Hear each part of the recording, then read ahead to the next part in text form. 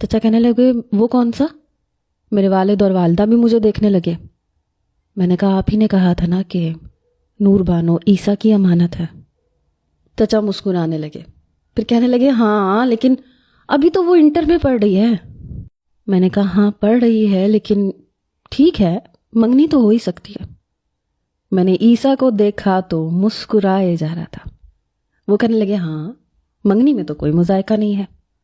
میری والدہ کہنے لگی چلو یہ تو اچھا ہو جائے گا، زینب کے ساتھ ہم اپنی نور بانو کو بھی بٹھا دیں گے، دونوں کی منگنیاں ہو جائیں گی۔ سب بڑے اس فیصلے پہ بہت خوش تھے، سب سے زیادہ خوش عیسیٰ تھا۔ میں جیسے ہی اپنے کمرے میں گیا تو عیسیٰ میرے کمرے میں آ گیا، کہنے لگا واہ آپ نے بڑے بھائی ہونے کا حق ادا کر دیا۔ وہ بہت خوش تھا، کہنے لگا ٹھیک ہے نا بھائی، ایک بار اس چڑیل کے ہاتھ میں نا میری منگنی کی انگوٹھی ڈالنے دے، پھر اسے سیدھا کروں گا۔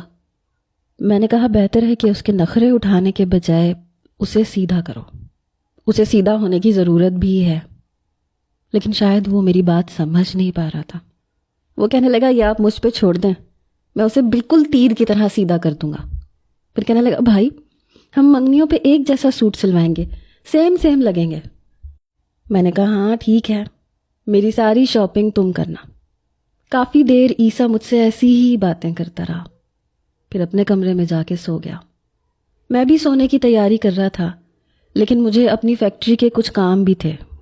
میں لیپ ٹاپ کھول کے بیٹھ گیا، پتہ ہی نہیں چلا 2 گھنٹے گزر چکے تھے، رات کا 1 بج چکا تھا۔ جب میں نے چشمہ اتار کے سائڈ ٹیبل پہ رکھا، لیپ ٹاپ بند کیا، اسے بھی سائڈ ٹیبل پہ رکھ دیا، اپنا تکیہ درست کر کے جیسے ہی میں لیٹنے لگا، میرے کمرے کے دروازے پہ دستک ہوئی۔ میں نے کہا کون ہے؟ لیکن کوئی بولا نہیں تھا۔